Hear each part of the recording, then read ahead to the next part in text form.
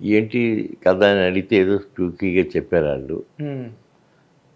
వెళ్ళారు కాన్ఫిడెంట్గానే వెళ్తున్నారా అని అడిగాను. వెళ్తున్నాం అని అన్నారు. సరే అమ్మ గో హెడ్ అని కాపీ చూశాను. అది కాపీ చూసి నేను స్పెల్ బౌండ్. ఏంటి వీళ్ళు ఇంత బాగా తీశారు, ఏంటి మనం అనుకున్న దానికంటే ఎక్కువ తీశారు, బాగా తీశారు, గ్రేట్. నా పిల్లలు కూడా బాగానే వస్తున్నారు అని అనుకున్నా. తర్వాత ఈ కథ చెప్పారు. కథ చెప్పినప్పుడు బాగుంటుందమ్మా, సావిత్రి గారి కథ డెఫినెట్గా మంచి ప్రయత్నం చేయండి అన్నాను. బడ్జెట్ గురించి నేను అడగలేదు, వాళ్ళు చెప్పలేదు. బడ్జెట్ కూడా బాగానే అయింది. అది అయితే అది సాధించిన విజయం అన్ఇమాజినబుల్.